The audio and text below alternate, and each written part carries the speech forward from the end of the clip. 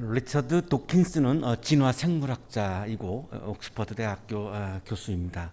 만들어진 신이라고 하는 저서를 통해서 아주 유명한 분이 되셨는데 모르겠습니다. 제가 생물학을 몰라서 생물학계에서 유명하신 건지 이 만들어진 신 때문에 유명해지신 것은 틀림이 없는데 생물학계에서도 유명한 학자이신지 그거는 제가 잘 모르겠는데 혹시 여러분 중에 생물학 전공하신 분 있으면 한번 좀 찾아보시면 좋겠는데요.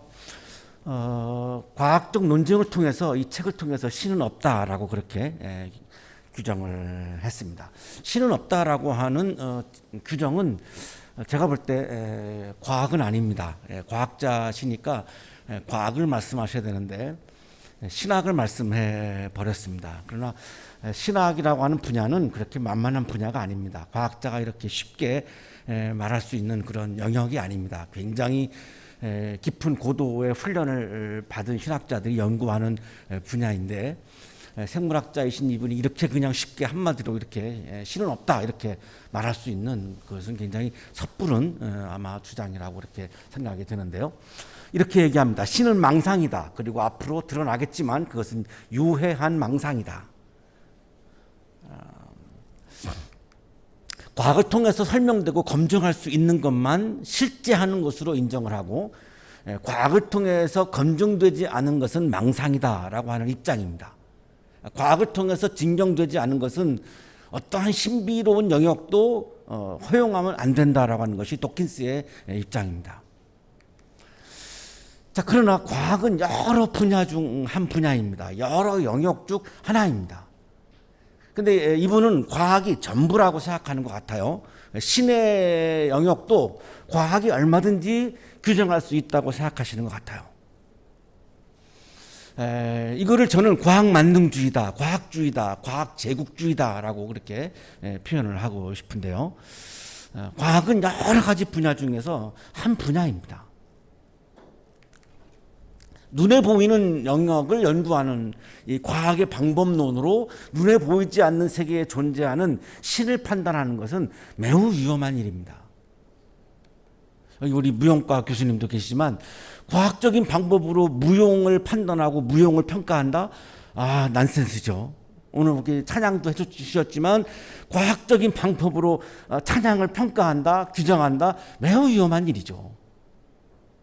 과학적인 방법으로 오늘 찬양하신 그 소리의 뭐 데시벨이 얼마인가 이런 거는 분석할 수 있겠지만 우리에게 그 찬양을 통해서 주신 감동, 은혜 이걸 어떻게 과학적으로 증명을 할 수 있겠습니까? 난센스죠. 전문적으로 훈련된 신학자들은 고유한 신학적인 방법으로 신학을 연구합니다. 과학적인 방법으로 신학을 연구하시는 것이 아니고 신학의 고유한 방법론이 있습니다. 신학적인 방법과 과학적인 방법은 완전히 다른 영역입니다. 다른 트랙이죠. 그래서 과학적인 방법으로 신학을 전개하는 것은 매우 위험한 일이고 신학적인 주제를 규정하는 것은 굉장히 위험한 일입니다. 사랑과 정의, 선과 악, 기쁨과 슬픔, 삶의 의미, 행복 등 우리가 살아가면서 우리에게 마주 대하는 많은 여러 가지 주제와 이슈들이 있습니다. 이 모든 것들이 다 인간에게 중요한 가치들이고 이거를 과학적으로 검증할 수 없습니다. 사랑과 정의, 선과 악, 기쁨과 슬픔, 삶의 의미, 행복 이걸 어떻게 과학적으로 이걸 증명합니까? 그러나 도킨스는 과학적으로 증명이 되지 않는 것은 존재하지 않는다는 것인데 사랑과 정의가 존재하지 않는다라고 하는 얘기가 됩니다. 선과 악이 존재하지 않는다는 얘기가 되고 기쁨과 슬픔이 존재하지 않는다는 주장이 되어버리기 때문에 굉장히 낮은 수준의 주장이라고 평가할 수밖에 없습니다. 같은 대학에서 옥스퍼드 대학교에서 분자생물학을 연구하신 교수님이신데 알리스트 맥그라스입니다. 이분은 원래 무신론자였습니다. 그런데 이분이 신학자가 되었고 이 도킨스의 책을 읽고 나서 같은 대학에 있으면서 나랑 좀 대화하자라고 이분이 연락을 도킨스에게 하신 분인데 도킨스의 망상이라고 하는 책을 썼습니다. 신이 망상이 아니고 도킨스 당신이 망상이라고, 당신의 주장이 망상이라고 과학자들을 너무나 비참하게 만들었다고, 과학의 품격을 너무나 떨어뜨렸다고 이분은 주장을 합니다. 도킨스가 자연과학들에 끼친 가장 큰 폐해들 중 하나는 그것들을 가차없고 냉혹한 무신론적인 것으로 묘사한다는 것이다. 과학이라고 하는 분야는 굉장히 소중한 분야이고 굉장한 가치가 있는 영역인데 마치 과학은 무신론을 주장하는 영역이다라고 이렇게 품격을 떨어뜨렸다라고 하는 설명입니다. 과학들은 그런 종류의 것들이 전혀 아닌데도 도킨스의 십자군적인 열정은 북미의 보수적 개신교의 많은 부분들 속에서 이런 과학을 멀리하게 만드는 오해를 증폭시켰다. 많은 사람들은 당신 때문에 과학을 혐오하게 될 것이고 많은 사람들은 당신 때문에 과학을 형편이 없는 것으로 평가하게 될 것이다. 당신 어떻게 책임질 것인가? 나하고 좀 대화해보자. 만나자. 이런 제안을 하신 분입니다. 마이클 루즈라고 하는 분은 플로리다 주립대학에서 철학을 강의하시는 분인데 도킨스의 망상의 추천사를 쓰셨습니다. 이 추천사를 통해서 자기도 무신론자임을 밝힙니다. 그런데 내가 무신론자라고 하는 것을 부끄럽게 만든 게 도킨스라고 주장합니다. 어떻게 무신론을 이렇게 전개할 수 있는가? 이건 너무나 수준이 떨어지는 전개다라고 그렇게 평가를 합니다. 카렌 암스트롱은 종교학자인데 신을 위한 변론이라고 하는 책을 통해서 도킨스의 주장을 반박합니다. 신의 존재 유무를 논하는 것이 중요한 것이 아니라 우리에게 중요한 것은 실천이다라고 주장을 하면서 도킨스를 포이어바나 마르크스 같은 사람과 비교하면 아주 지적인 깊이가 없는 얄팍한 수준이라고 비판을 합니다. 도킨스의 책은 무신론자의 과학적인 측면의 견해일 뿐이다. 이건 과학도 아니고 신학도 아니고 이건 정말 아무것도 아니다라고 하는 그런 아주 냉혹한 평가를 합니다. 당신이 신을 무엇이라고 말하든 신은 그 이상이다. 신을 설명하는 이런 공식은 신이 어떠한 공식으로도 설명될 수 없음을 말해준다. 인간이 어떻게 신에 대해서 이야기할 수 있는가? 어떻게 인간이 신에 대해서 판단하고 어떻게 인간이 신에 대해서 어떻게 논증할 수 있다는 말인가? 이런 말이죠. 종교는 결코 인간의 이성으로 이해 가능한 답을 기대할 수 없는 것이었다. 그런 답은 로고스의 소관이었다. 종교의 임무는 예술의 임무와도 비슷해서 쉽게 설명되지 않는 현실과 우리가 해결할 수 없는 문제들, 삶의 유한성, 고통, 슬픔, 절망, 삶의 불공평함에 대한 분노, 이런과 더불어 평화롭고 창조적으로 심지어 즐겨 살도록 돕는 것이었다. 우리가 음악을 들으면서 그 작가가 이야기하는 것에 막 그 슬픔에 공감하기도 하고 기쁨에 공감하기도 합니다. 우리가 무용을 보면서 그 무용이 우리들에게 전해주는 메시지에 우리가 막 감동을 받죠. 단순한 사람의 몸짓이 아니라 그 무용에는 메시지가 있죠. 이러한 영역들을 과학이 어떻게 설명한다는 것인가?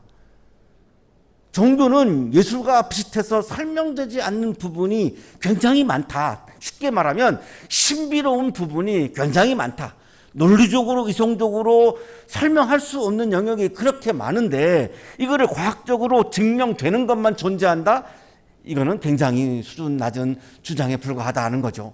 과학적 합리성은 왜 우리가 암에 걸렸는지 말해주고 심지어 암을 고쳐줄 수도 있지만 암 진단과 함께 찾아오는 공포와 좌절과 슬픔을 덜어줄 수도 없고 죽음을 잘 맞이하도록 도와줄 수도 없다. 그것은 과학의 소관이 아니다. 과학의 소관이 존재하죠. 암이 왜 생기는가 분석할 수 있습니다. 어떻게 하면 암을 물리칠 것인가 이것도 연구할 수 있죠. 우리 여기 강부석 교수님도 다음 화요일 날 아마 그런 걸 발표하시는 걸로 알고 있는데 이거 과학에서 할 수 있습니다. 하지만 암 걸린 사람이 겪고 있는 슬픔, 절망, 좌절, 슬픔 이걸 어떻게 설명할 겁니까? 그분이 그 암 때문에 잘 이제 죽게 되는데 어떻게 내가 이거를 잘 죽음을 맞이할 수 있는가? 이걸 어떻게 과학이 도와줍니까? 도와줄 수가 없습니다. 영역이 완전히 다른 영역이고 소관이 완전히 다른 소관이고 완전히 다른 트랙입니다. 신약성서학자 이광진 교수는 신은 증명의 대상이 아니라 체험의 대상이라고 강조합니다. 신앙인에게 신은 증명되는 존재가 아니라 체험되는 존재다. 이 책 제목이 경박하게 만들어진 신이라고 하는 책 제목인데 아마 도킨스에 대해서 굉장히 분노하시고 있는 것 같습니다. 너무나 터무니없는 과학자가 이렇게 신학의 영역에 침범에 들어와서 이런 터무니없는 주장을 하는 것에 대해서 굉장히 분노하시는 것 같은데요. 새로운 무신론 운동의 네 기술을 이광진 교수님이 소개하는데 이분들은 다 아주 오만과 편견이 가득한 사람들이다. 신학적인 전문성이 전혀 없는 분들이다.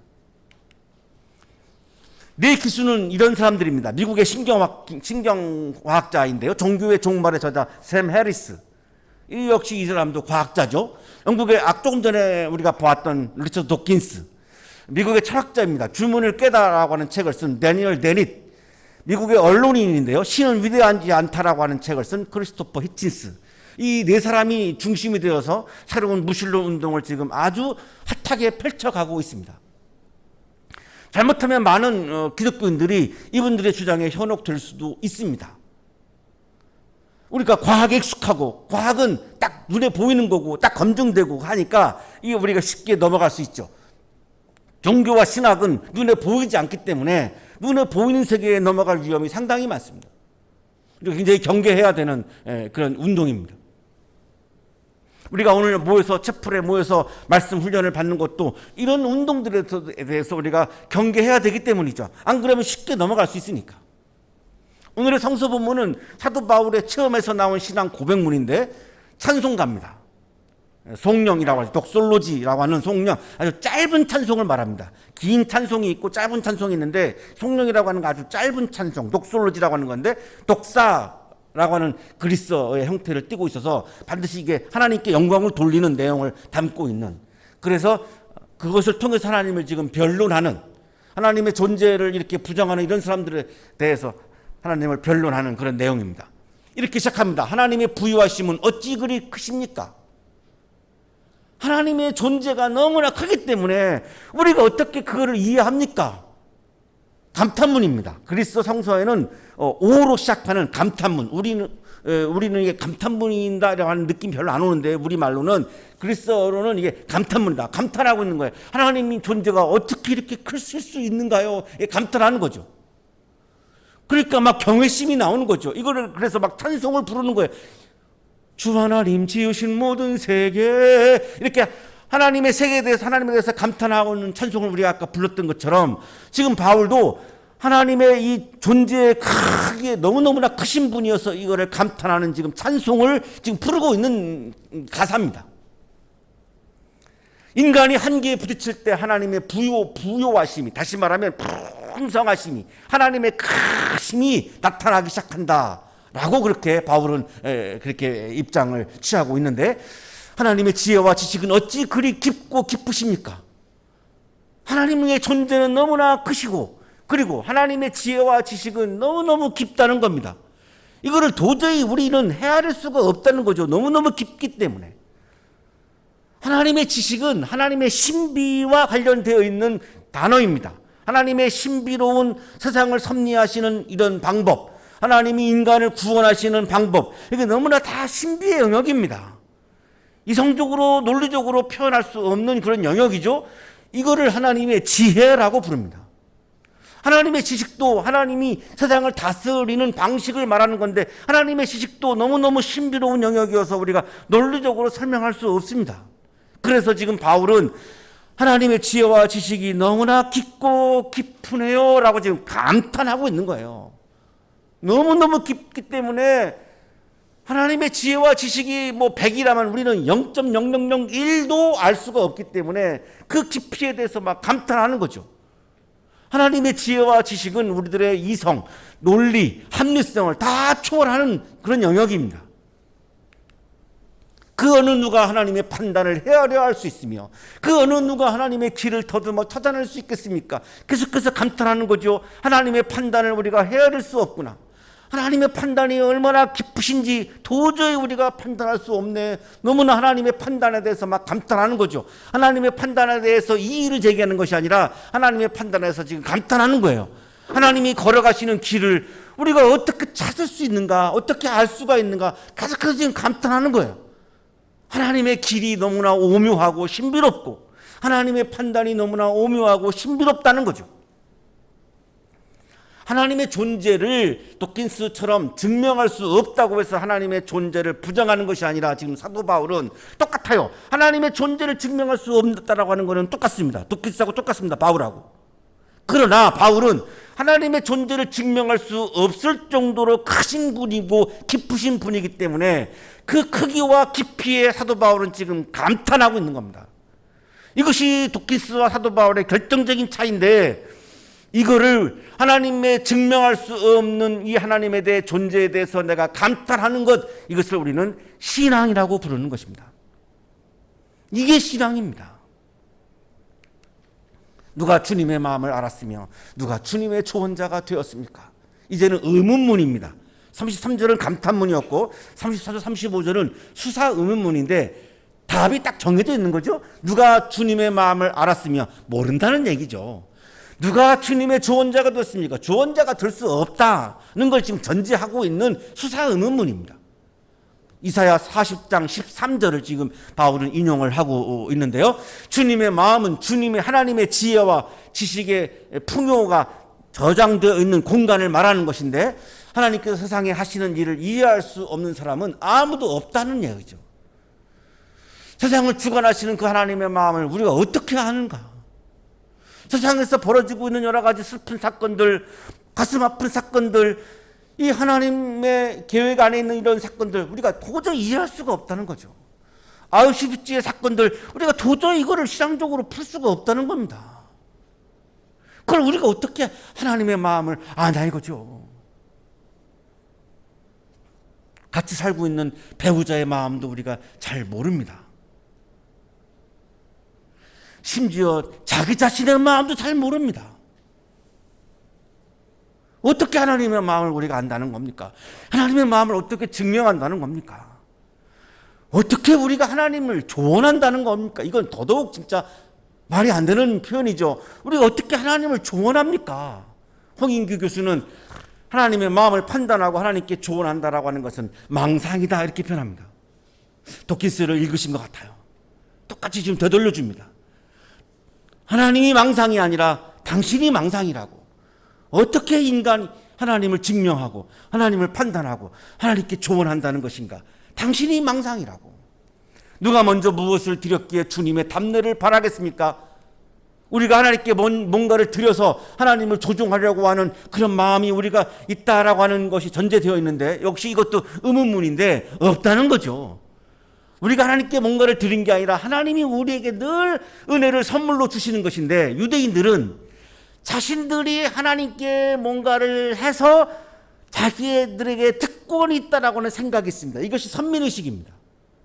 하나님이 우리에게 빚졌다는 거예요. 유대인들에게 하나님이 우리에게 빚이 있기 때문에 우리를 특별하게 생각하는 것이고, 우리는 그래서 특별한 민족이고, 우리는 선민이고, 그래서 우리는 세계에서 제일 뛰어난 민족이고, 여기서 유대인들의 교만함이 나오는 거죠. 선민의식이라고 하는 교만함이 나온 거고, 아놀드 토임이라고 하는 역사학자는 유대인들의 이 선민의식이 유대교 문명을 무너뜨렸다라고 얘기하죠. 역사 연구에서.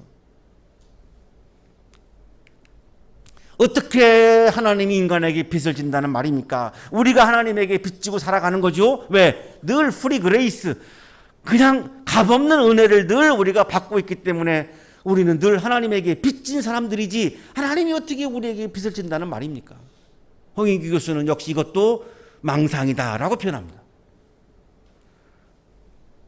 하나님께서 우리에게 알려주시는 풍성함의 깊이는 과학적인 방법으로 증명하는 것이 아니라 우리가 하나님의 은혜를 힘입어서 경험할 수 있다. 더글라스 문은 그렇게 주장합니다. 하나님을 우리가 경험하는 것은 우리가 하나님의 존재를 증명을 해서 경험할 수 있는 게 아니고, 하나님의 은혜를 힘입어서만이 우리가 하나님을 경험할 수 있다는 겁니다. 만물이 그에게서 나고 그로 말미암아 있고 그를 위하여 있습니다. 하나님께서 만물의 원천이시고 그로 말미암아 있고 만물을 유지하시는 분이시고 그를 위하여 있습니다. 우리 모두의 하나님은 우리의 목표이십니다. 목적이십니다. 이런 뜻이죠. 모든 만물은 그분을 향하여, 그분을 위하여, 그분의 영광을 위해서 존재한다는 것입니다. 우리가 지금 이 시간에 왜 채플로 모였습니까? 누구를 위해서? 하나님을 위해서 모인 겁니다. 하나님 외에는 우리가 지금 아무것도 없습니다. 그 외에는 우리가 누구를 위해서 이게 모였겠습니까? 하나님만을 위해서 모인 거죠. 하나님의 신비 앞에서 인간이 할 수 있는 것은 과학적인 증명이 아니라 하나님께 모든 영광을 돌리는 것 외에는 아무것도 없습니다. 우리가 지금 모여서 예배드리는 것도 하나님께 영광을 돌려드리는 것 외에는 아무것도 없습니다. 여기에서 누가 영광을 받는다는 것입니까? 아무도 없습니다. 하나님 외에는 아무도 없습니다. 하나님의 지극히 높으심을 묵상할 때 우리의 반응은 바울처럼 성령이어야 한다라고 더글라스 문은 주장을 합니다. 하나님 앞에 서서 우리가 할 수 있는 것은 하나님께 영광 돌리는 것 외에는 아무것도 없고, 하나님 앞에서 우리가 할 수 있는 것은 바울처럼 성령을 찬송하는 것 외에는 아무것도 없다. 이것이 신앙이다. 사랑하는 한양 가족 여러분, 하나님은 과학적 증명의 대상도 아니고 이성으로 파악할 수 있는 분도 아닙니다. 여기에 모여있는 우리는 대학에 있고 굉장히 지적으로 굉장히 수준이 높은 분들이 모여 있습니다. 굉장히 이성이 발달해 있고 로고스가 발달한 분들입니다. 하지만 하나님은 아무리 그렇다 할지라도 하나님은 이성적으로 파악할 수 있는 분이 아닙니다. 우리의 이성의 한계입니다. 모든 것을 다 알 수 있어도 하나님은 이성적으로 알 수 없습니다. 실험으로 증명할 수도 없습니다. 우리 학교에 계시는 과학자분들 실험의 대가죠. 아무리 실험의 대가여도 실험으로 하나님을 실험할 수가 없습니다. 그분을 찬양하고 그분에게 영광을 돌리고 그분 앞에서 내가 낮아지고 겸손하는 것 외에는 할 수 있는 게 없습니다. 그분을 찬양하고 그분 앞에서 낮아지고 그분을 높이는 행위가 바로 우리가 지금 하고 있는 채플입니다. 하나님은 우리의 이해력과 판단 범위를 넘어서는 궁극적 실제이십니다. 그래서 고대 교회의 최고의 교부였던 어거스틴은 내가 신을 파악하지 못한다는 것이 뭐 그리 놀라운 일인가? 만일 내가 그분을 파악한다면 그분은 신이 아니다라고 말한 겁니다. 신을 증명한다면 증명된 그 신은 벌써 이미 신이 아닌 겁니다.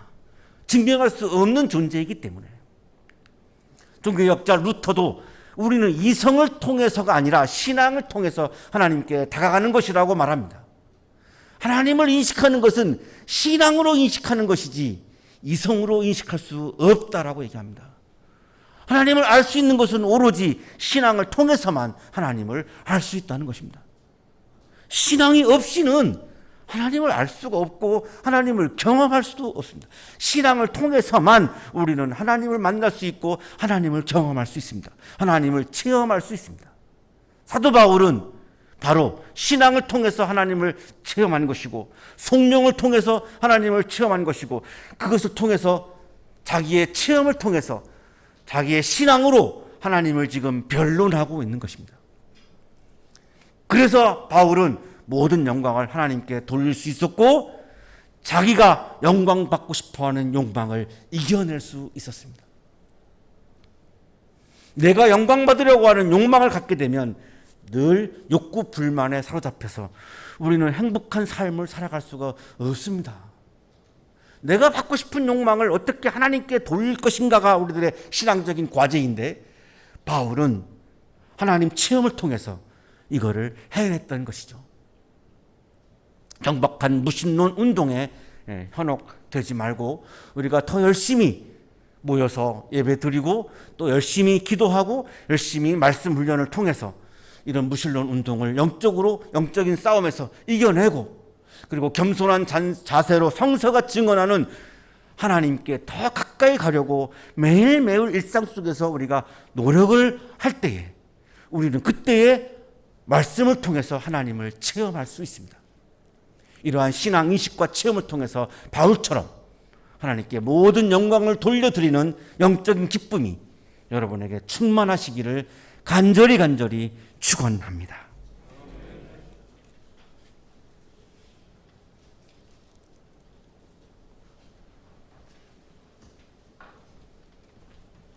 너무나 크시고 너무나 기쁘신 하나님을 찬양합니다.